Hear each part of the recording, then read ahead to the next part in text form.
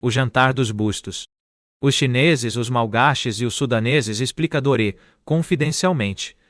Não sei seus nomes verdadeiros, suas idades, nem nada. E ninguém em Toulon sabe. É extraordinário vê-los aqui. Estes são os verdadeiros Morillon. Os autênticos Morillon. São capitães coloniais. De 4 anos passam 3 em seus países de origem. China, Madagascar, Sudão. E o 4. Recuperam-se à beira-mar, tomando sol no jardim de uma vila. As pessoas dizem coisas sobre eles. Eles vivem aqui como selvagens. Comem como selvagens. Bem, de tudo. Claude Farrer. Os pequenos aliados. O capitão Michel só tinha um braço, que usava para fumar o cachimbo. Era um velho lobo do mar que eu conheci, juntamente com outros 4 velhos lobos do mar, numa noite em que tomávamos uns copos no terraço de um café no antigo cais de Toulon. E assim, tínhamos o hábito de nos reunirmos à volta dos pires, a um passo das ondas e dos pequenos barcos a balançar, a hora em que o sol se põe sobre Tamaris. Os 4 velhos lobos do mar chamavam-se Zinzin, Dorat, Capitão Dorat, Bagatelle e Chanlieu. Aquele patife do Chanlieu. Eles já tinham navegado por todos os mares, vivido 1000 aventuras, e agora que estavam aposentados, passavam o tempo contando histórias terríveis um para o outro. O capitão Michel nunca se manifestou por conta própria. E como ele parecia completamente indiferente ao que ouvia, essa atitude acabou exasperando os outros, que lhe disseram: "Ah, bem, capitão Michel, o senhor nunca teve nenhuma experiência terrível?" "Sim", respondeu o capitão, tirando o cachimbo da boca. "Sim, aconteceu comigo uma vez." "Só uma vez?" "Muito bem. Conte a história." "Não." "Por quê?" "Porque é horrível demais. Você não conseguiria ouvir." Tentei várias vezes contá-la, mas todos foram embora antes do final. Os outros 4 velhos lobos do mar caíram na gargalhada e declararam que o capitão Michel estava procurando uma desculpa para não lhes contar nada, porque no fundo nada lhe tinha acontecido. O capitão Michel olhou para eles por um instante e, de repente, tomando uma decisão, colocou o cachimbo sobre a mesa. Esse gesto incomum, por si só, era assustador. "Senhores", começou ele, "vou contar-lhes como perdi meu braço. Naquela época, há uns 20 anos, eu possuía uma pequena casa em Morillon, que herdei, pois minha família morava lá há muito tempo e eu mesmo havia nascido lá. Gostava de descansar, entre longas viagens, naquela casinha. Além disso, adorava aquele bairro onde vivia tranquilamente na companhia de marinheiros e moradores da colônia, que raramente se viam, ocupados como estavam quase sempre fumando ópio em silêncio com suas namoradas, ou com outros assuntos que não me diziam respeito. Mas sabe, cada um tem seus hábitos, e desde que os meus não sejam perturbados, é tudo o que peço." Certa noite, meu sono habitual foi interrompido. Um estranho tumulto, cuja natureza eu não conseguia compreender, me acordou sobressaltado. Minha janela, como sempre, estava aberta. Ouvi completamente perplexo uma espécie de ruído prodigioso, algo entre o estrondo de um trovão e o rufar de um tambor. Mas que tambor! Parecia que 200 baquetas furiosas estavam golpeando não uma pele de burro, mas um tambor de madeira. E vinha da casa do outro lado da rua, que estava desabitada há 5 anos, e na qual, justamente no dia anterior, eu tinha visto a placa: "Vende-se." Da janela do meu quarto no primeiro andar, meu olhar, passando por cima do muro do pequeno jardim que circundava a vila, revelou todas as suas portas e janelas, até mesmo as do térreo.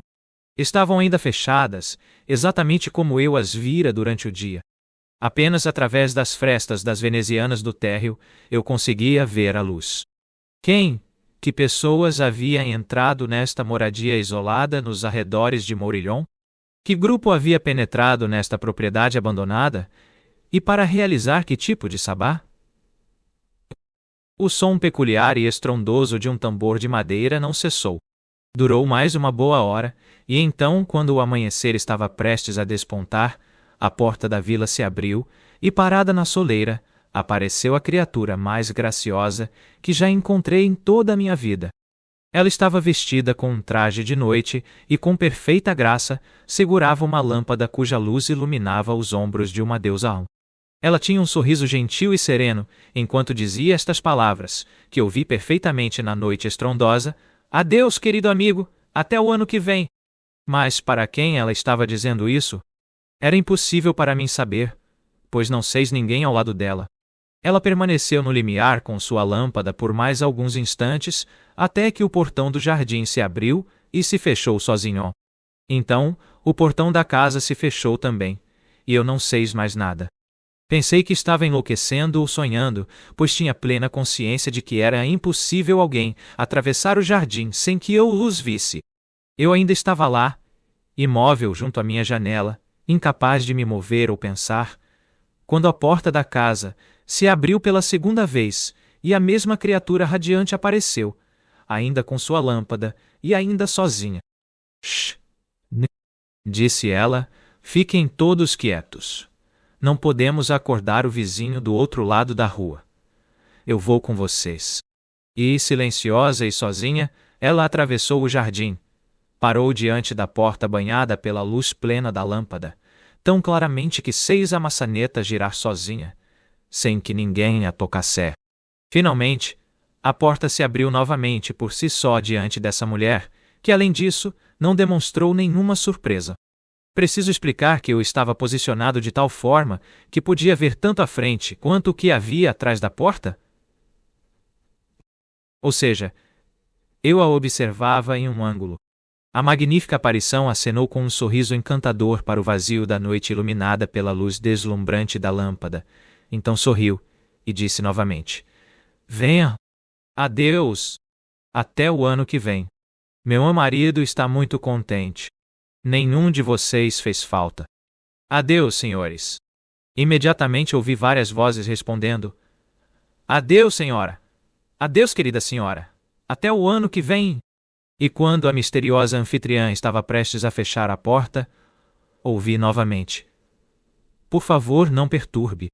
E a porta se fechou sozinha novamente. O ar se encheu por um instante com um ruído singular. Soava como o chilrear de um bando de pássaros. E era como se aquela linda mulher tivesse acabado de abrir a gaiola para um ninho inteiro de pardais. Ela estava voltando para a casa em silêncio. As luzes do térreo haviam se apagado, mas eu conseguia ver um brilho nas janelas do primeiro andar. Quando cheguei à casa, a senhora disse: "Você já subiu, Gerard?" Não ouvi a resposta, mas a porta da casa estava fechada novamente. E alguns instantes depois, até a luz do primeiro andar se apagou. Eu ainda estava lá, às 8 da manhã, na minha janela, olhando estupidamente para o jardim.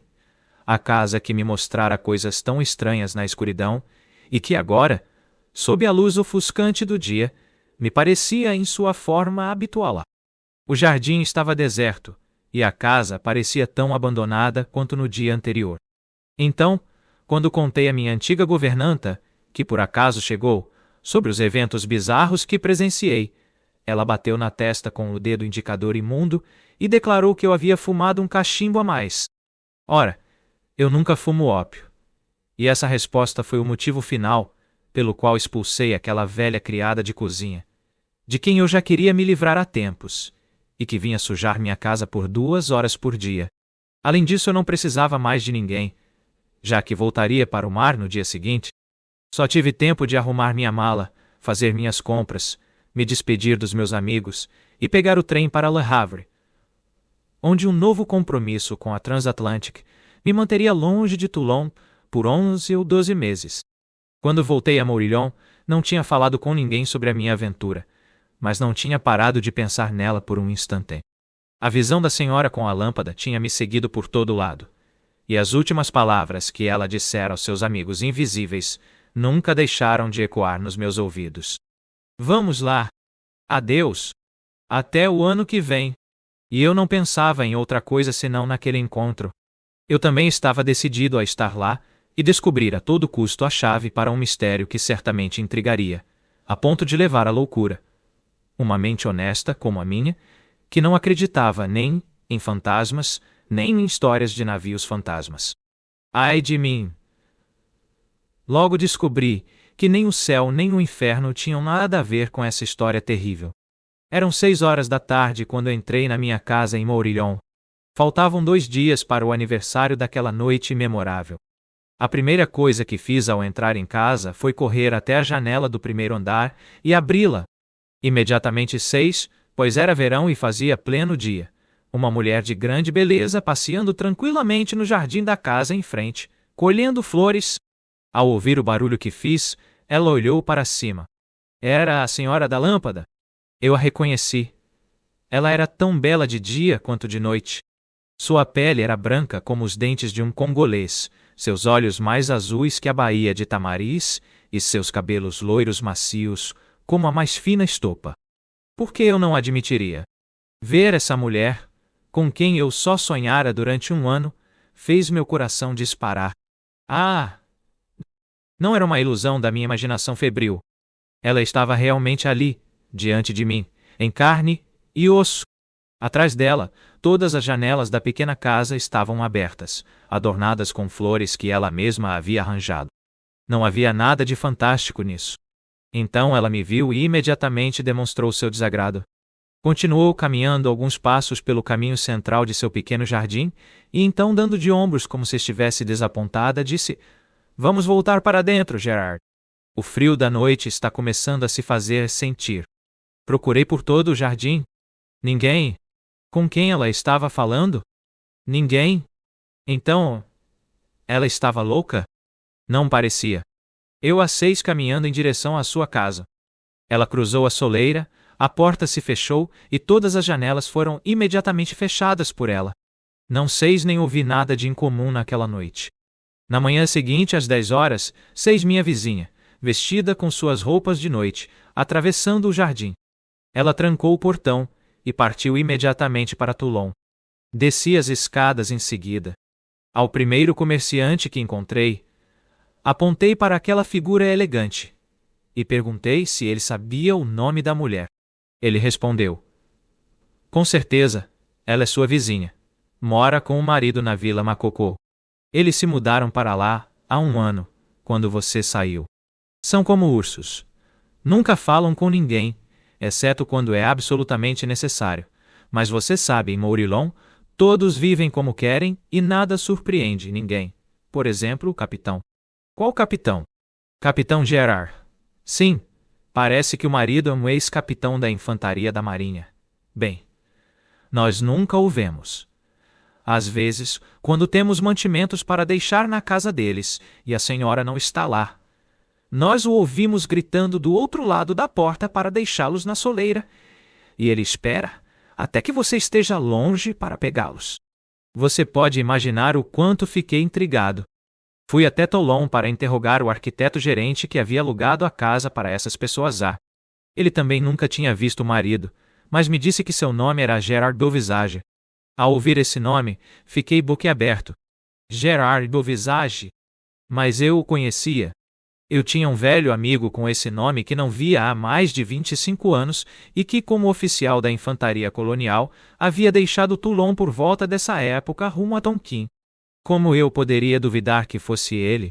De qualquer forma, eu tinha todos os motivos possíveis para ir bater à sua porta e, ainda naquela noite, a famosa festa de aniversário em que ele esperava seus amigos, eu estava decidido a ir apertar sua mão.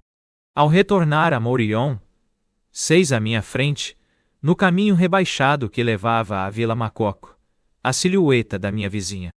Não hesitei, apressei o passo e a cumprimentei. "Senhora", disse-lhe, "tenho a honra de falar com o capitão Gerard Beauvisage." Ela corou e quis seguir seu caminho sem responder. "Senhora", insisti, "sou seu vizinho, o capitão Michel Alban." "Ah!", disse ela imediatamente. "Com licença, senhor. Capitão Michel Alban. Meu marido me falou muito sobre o senhor." Ela parecia terrivelmente constrangida, e naquele constrangimento estava ainda mais bela, se é que isso era possível. Continuei, apesar de seu evidente desejo de escapar. "Senhora, como é que o capitão Beauvisage voltou para a França, para Toulon, sem avisar seu amigo mais antigo?"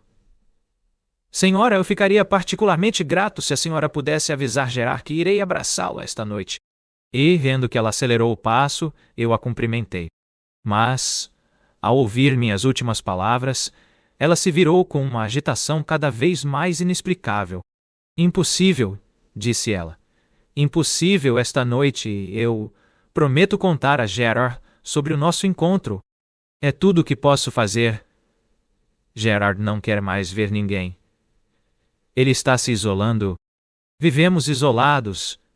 Alugamos esta casa porque nos disseram que a casa ao lado só era habitada 1 ou 2 vezes por ano, por alguns dias, por alguém que nunca se via. E acrescentou, num tom repentinamente muito triste: O senhor deve desculpar, Gerard. Não vemos ninguém. Ninguém. Adeus, senhor.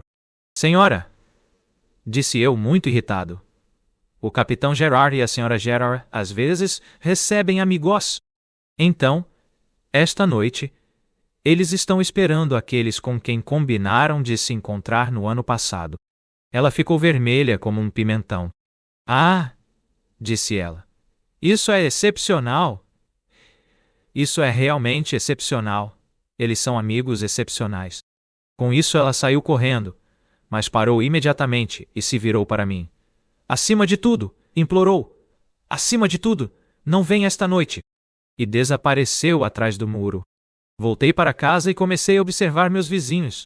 Eles não apareceram, e bem antes do anoitecer, eu conseguia ver as persianas fechadas e pelas frestas, luzes, lampejos, como aqueles que eu vira naquela noite muito estranha, 1 ano antes.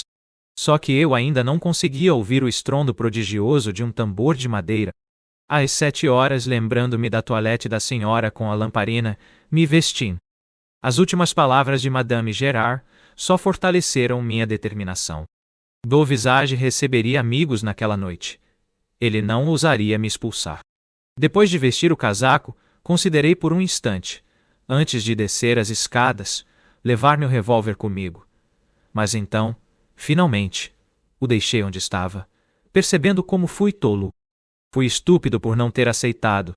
Na soleira da Vila Macoco, girei a maçaneta por impulso, a mesma que eu vira girar sozinha no ano passado. E, para minha grande surpresa, a porta se abriu bem na minha frente. Então, alguém estava à espera.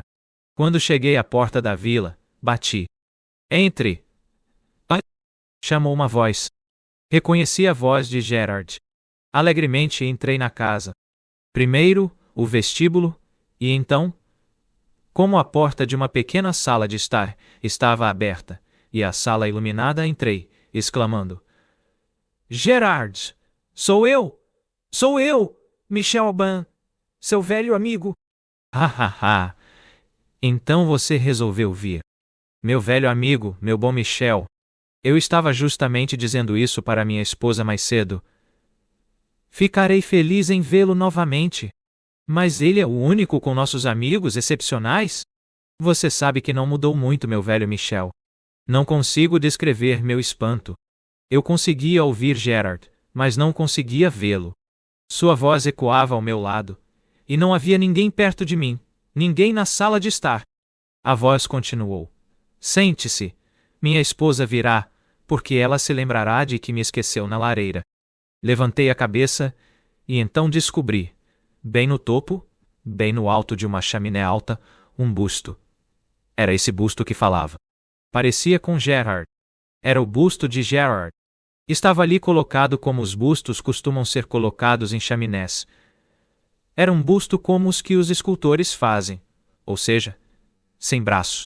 O torso me disse: Não posso te abraçar, velho Michel, porque, como você pode ver, não me restam braços. Mas você pode me pegar, se erguendo um pouco com os seus, e me colocar sobre a mesa. Minha esposa me colocou lá num acesso de raiva, porque, segundo ela, eu estava atrapalhando enquanto ela limpava a sala de estar. Ela é engraçada, minha esposa. E o busto caiu na gargalhada. Pensei que ainda estava sendo vítima de alguma ilusão de ótica, como aquelas que acontecem em feiras onde, graças a um jogo de espelhos, vemos bustos perfeitamente realistas que não estão presos a nada. Mas depois de colocar meu amigo sobre a mesa, como ele pediu, tive que reconhecer que aquela cabeça e torso, sem pernas nem braços, eram de fato tudo o que restava do admirável oficial que eu conhecera. O torso repousava diretamente sobre um pequeno carrinho usado por amputados. Mas meu amigo já não tinha nem mesmo o início das pernas que ainda se vê nos amputados. Quando digo que meu amigo agora não passava de um busto, seus braços haviam sido substituídos por ganchos, e eu não saberia dizer como ele conseguia, às vezes se apoiando em um gancho, às vezes no outro, saltar, pular, rolar, realizar uma centena de movimentos rápidos que o projetavam da mesa para uma cadeira, de uma cadeira para o chão de parquet, e então, de repente, o faziam reaparecer na mesa, onde falava comigo da maneira mais alegre. Quanto a mim, fiquei horrorizado. Não disse uma palavra. Observei aquele pirralho dar suas piruetas e me dizer com seu sorriso debochado e perturbador: mudei muito, não é mesmo? Admita, você mal me reconhece mais, velho Michel. Você fez bem em vir esta noite. Vamos nos divertir muito. Nossos amigos excepcionais virão. Porque, sabe, além deles, não quero ver mais ninguém. É uma questão de orgulho. Nem sequer temos um empregado.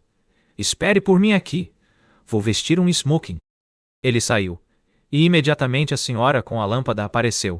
Ela vestia o mesmo traje formal do ano anterior. Assim que me viu, ficou bastante perturbada e disse em voz baixa: Ah! Você veio. O senhor se enganou, Capitão Michel. Eu havia enviado seu recado ao meu marido. Mas o proibi de vir esta noite. Se eu lhe dissesse que, quando ele soube que o senhor estava aqui, me pediu para convidá-lo para esta noite. Eu não fiz isso, disse ela, muito constrangida. Eu tinha meus motivos. Temos alguns amigos excepcionais que às vezes são um incômodo. Sim, eles gostam de barulho, de uma confusão. O senhor deve ter ouvido falar no ano passado, acrescentou, lançando-me um olhar astuto. Bem, prometa-me que sairá cedo. Eu lhe prometo, senhora. Eu disse, porém, uma estranha ansiedade começava a me dominar com essas palavras, cujo significado completo eu não conseguia compreender. Eu lhe prometo isso, mas poderia me dizer como é que encontro meu amigo hoje nesse estado? Que terrível acidente lhe aconteceu? Nenhum, senhor, nenhum. O quê? Nenhum? Você não sabe do acidente que lhe tirou os braços e as pernas? Essa catástrofe deve ter acontecido depois do seu casamento. Não, senhor, não. Eu me casei com o capitão assim. Mas com licença, senhor, nossos convidados chegarão em breve, e eu preciso ajudar meu marido a vestir o smoking. Ela me deixou sozinho, desanimado, com este único pensamento perturbador. Ela havia se casado com o capitão assim, sem mais nem menos. E quase imediatamente ouvi um ruído no vestíbulo, aquele curioso som de chilreio que eu não conseguira explicar no ano anterior, e que acompanhara a senhora com a lâmpada até o portão do jardim. Esse ruído foi seguido pelo aparecimento, em suas pequenas carroças, de 4 homens sem pernas e sem braços que me encararam com espanto. Estavam todos vestidos com trajes de gala, muito formais, com couraças deslumbrantes. Um usava um pince-nez de ouro. Outro, um senhor de idade e óculos. O terceiro, um monóculo. E o quarto simplesmente usava seus olhos orgulhosos e inteligentes para me observar com tédio. Todos os 4, porém, me cumprimentaram com seus pequenos ganchos e me perguntaram sobre notícias do capitão Gerard. Eu lhes disse que o Sr. Gerard estava vestindo seu smoking e que a Sra. Gerard continuava bem. Quando tomei a liberdade de falar com ele sobre a Sra. Gerard, percebi trocas de olhares que me pareceram um tanto zombeteiras. Disse até o homem sem pernas e de monóculo. Sem dúvida o senhor é um grande amigo do nosso bravo capitão? E os outros começaram a sorrir de forma um tanto desagradável. Então os 4 falaram ao mesmo tempo. Com licença, disseram. Com licença. É perfeitamente natural o nosso espanto, senhor, encontrá-lo na casa deste bravo capitão, que jurou, no dia do seu casamento, isolar-se com a esposa no campo e não receber ninguém. Não, ninguém além de seus amigos excepcionais. O senhor entende. Quando alguém é tão aleijado quanto este bravo capitão teve a gentileza de ser, e se casa com uma mulher tão bela. É perfeitamente natural. Mas ainda assim, se ele encontrou na vida um homem honrado que não é aleijado, tanto melhor. E repetiram: tanto melhor, oh, tanto melhor. E parabéns! Meu Deus! Como eram bizarros aqueles gnomos, eu apenas fiquei olhando para eles, e não lhes dirigi mais a palavra. Então, mais chegaram. Aos pares, depois em trios e depois mais, e todos me olharam com surpresa, preocupação ou ironia. Eu estava completamente perplexo ao ver tantas criaturas sem pernas, porque, finalmente, eu estava começando a entender a maioria dos fenômenos que tanto me intrigavam. E embora a presença das criaturas sem pernas explicasse muitas coisas, a presença das próprias criaturas sem pernas ainda precisava ser explicada, assim como a união monstruosa dessa criatura magnífica com esse pedaço de humanidade horrendo e reduzido. Certamente agora eu entendia que os pequenos troncos de ambulantes deviam ter passado despercebidos por mim no beco estreito do pequeno jardim, ladeado por arbustos de verbena e no caminho rebaixado entre duas pequenas sebes. E na verdade, quando me disse que era impossível não ter visto alguém passar por esses caminhos, só conseguia pensar em alguém que teria passado sobre duas pernas. A maçaneta em si já não guardava nenhum mistério para mim, e agora eu conseguia imaginar o gancho invisível que a fazia girar. O som agudo nada mais era do que o som das rodinhas mal lubrificadas daqueles carrinhos para crianças. Finalmente, o estrondo prodigioso de um tambor de madeira devia ser nada mais do que o som de todos aqueles carrinhos e seus ganchos batendo no piso de parquet. Sem dúvida, na hora em que, depois de um excelente jantar, os aleijados se davam ao luxo de dançar um pouco. Sim, tudo fazia sentido. Mas eu percebia, olhando para seus olhos estranhos e ardentes, e ouvindo os sons peculiares de pinça que faziam, que ainda havia algo terrível a explicar, e que todo o resto que me havia surpreendido não importava. Entretanto, a senhora Gerard Beauvisage chegou pouco depois, seguida do marido. O casal foi recebido com gritos de alegria. Os pequenos fabricantes de ganchos deram-lhes uma ovação ensurdecedora. Fiquei bastante tonto. Depois fui apresentado. Havia amputados por toda parte. Na mesa, nas cadeiras, nas mesas laterais, no lugar de vasos que faltavam. Em um carrinho de servir. Um deles estava de pé como um Buda em seu nicho, no topo de um aparador. E todos eles estenderam seus ganchos para mim educadamente. A maioria parecia muito abastada, com títulos e nuances aristocráticas, mas mais tarde descobri que me haviam dado nomes falsos por razões que serão compreendidas. Lord Wilmore era certamente o que se portava melhor, com sua bela barba dourada e seu elegante bigode, pelo qual ele constantemente passava o gancho. Ele não pulava dos móveis como os outros, nem parecia voar pelas paredes como um morcego gigante. Estamos apenas esperando o médico, anunciou a dona da casa, que ocasionalmente me lançava olhares com evidente tristeza, e que rapidamente voltou a sorrir para os seus convidadosos. O médico chegou. Este ainda era aleijado, mas ainda tinha os 2 braços. Ele ofereceu um à senhora Gerard para que ela pudesse entrar na sala de jantar. Quer dizer, ela segurou a ponta dos dedos dele. A mesa estava posta na sala, cujas persianas estavam bem fechadas. Altos candelabros iluminavam uma mesa repleta de flores e canapés. Nem uma única fruta. Os 12 aleijados imediatamente saltaram para suas cadeiras e começaram a beliscar avidamente os pratos com seus ganchos. Não era uma visão agradável, e fiquei bastante surpreso ao ver com que vorazmente aqueles homens sem membros, que momentos antes pareciam tão bem educados, devoravam a comida. E então, de repente, eles se acalmaram. Seus ganchos permaneceram no lugar, e me pareceu que o que geralmente se chama de silêncio constrangedor se instalou entre os convidadosos. Bem, meus pobres amigos, o que vocês esperavam? Nem todos nós temos a mesma sorte do ano passado todos os dias. Não se desesperem. Com um pouco de imaginação, ainda conseguiremos ser tão alegres quanto antes. E virando-se para mim, enquanto erguia o copo à sua frente por uma pequena alça, disse: A sua saúde, velho Michel. A nossa saúde. E todos ergueram seus copos pelas pequenas alças que prendiam os ganchos. Esses copos balançavam estranhamente acima da mesa. Meu anfitrião prosseguiu. Você não parece muito você mesmo, meu velho Michel. Eu já o sei mais alegre, mais animado. É porque estamos assim que você fica triste? O que se pode fazer? Somos o que somos. Mas temos que rir. Estamos todos reunidos aqui, amigos excepcionais para celebrar os bons e velhos tempos, quando todos nós éramos assim. Não é verdade, senhores do Daphne?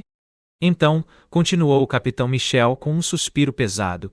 Então, meu velho amigo explicou que, há muito tempo, no Daphné, um navio a vapor que navegava para o extremo oriente, todas aquelas pessoas haviam sofrido um naufrágio, que a tripulação havia fugido nos botes salva-vidas e que essas almas infelizes haviam escapado em uma jangada improvisada. Uma jovem incrivelmente bela, a senhorita Mad, que havia perdido os pais no desastre, também fora resgatada na jangada. Havia 13 pessoas ao todo naquelas tábuas, que após 3 dias, haviam esgotado todos os seus suprimentos de comida, e após 8 dias, estavam morrendo de fome. Foi então que, como acontece na canção, eles concordaram em tirar a sorte para decidir quem seria comido. Senhores, acrescentou o capitão Michel, muito seriamente, estas são coisas que talvez tenham acontecido com mais frequência do que tivemos oportunidade de relatar, pois o grande mar azul deve ter, por vezes, passado por cima destes digestivos. Então estávamos prestes a sortear na jangada do Daphne, quando uma voz, a do médico, soou. Senhoras e senhores, disse o médico. No naufrágio que levou todos os seus pertences, eu guardei meu kit de primeiros socorros e minha pinça hemostática. Eis o que proponho. Não há necessidade de um de nós arriscar ser devorado inteiro. Vamos sortear primeiro um braço ou uma perna, o que preferirem. E então veremos como será o dia amanhã, e se uma vela aparecerá no horizonte. Nesse ponto da história do capitão Michel, os 4 velhos lobos do mar, que até então não o haviam interrompido, exclamaram: Bravo! Bravo! O que bravo? Perguntou Michel, franzindo a testa. Bem, sim, bravo. Sua história é muito engraçada. Eles vão se revezar cortando os braços e as pernas um do outro, é muito engraçado. Mas não é nada assustador. Sério, você acha isso engraçado? Rosnou o capitão com os cabelos em pé. Pois bem, eu juro, se você tivesse ouvido essa história contada no meio de todos aqueles aleijados cujos olhos brilhavam como brasas, você não teria achado tão engraçado. E se você tivesse visto como eles se remexiam nas cadeiras, e como eles juntavam as mãos nervosamente sobre a mesa, com uma alegria aparente que eu não conseguia entender, o que só tornava tudo ainda mais horrível. Não! Não! Chanlieu interrompeu novamente. Aquele patife do Chanlieu. Sua história não é nada terrível. É engraçada. Simplesmente porque faz sentido. Quer que eu conte o final da sua história? Você me dirá se não for esse, na jangada, eles tiraram a sorte, caiu na mais bonita, na perna da senhorita Mad. Seu amigo, o capitão, que é um cavalheiro, ofereceu a própria perna, e em seguida, teve os 4 membros amputados para que a senhorita Mad permanecesse inteira. Sim, meu velho. Você entendeu. Isso mesmo, exclamou o capitão Michel, com vontade de socar aqueles 4 idiotas que acharam sua história engraçada. Sim, e o que mais se pode acrescentar é que, quando chegou a hora de amputar os membros da senhorita Mad, porque tudo o que restava na sociedade eram aqueles, e os 2 braços muito úteis do médico, o capitão Gerard teve a coragem de mandar cortar seus próprios cotós, que sobraram de uma primeira operação, rente ao tronco.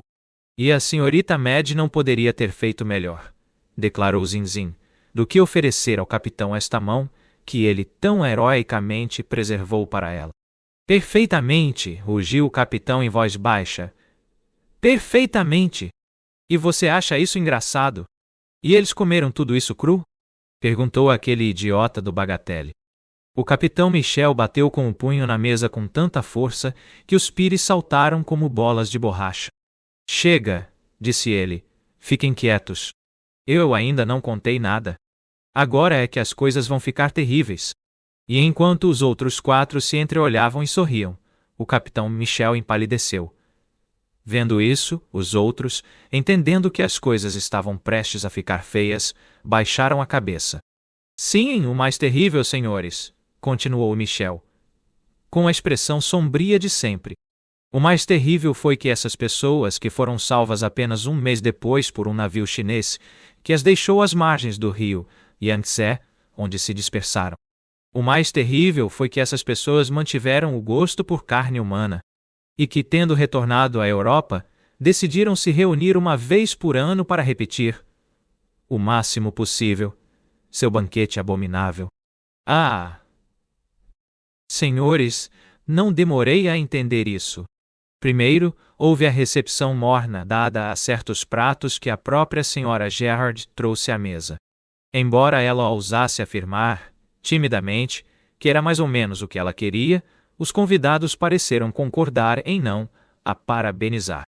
Apenas as fatias de atum grelhado foram aceitas sem muita desaprovação, porque estavam, na terrível expressão do médico, bem cortadas.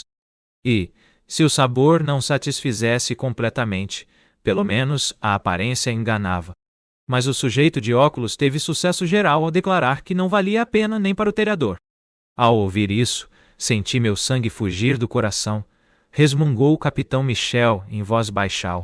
Pois me lembrei de que no ano anterior, nesta mesma época, um telhador havia morrido ao cair de um telhado no bairro do Arsenal, e seu corpo fora encontrado sem um braço. Bem, bem, não pude deixar de pensar no papel que minha linda vizinha deve ter desempenhado neste horrível drama culinário.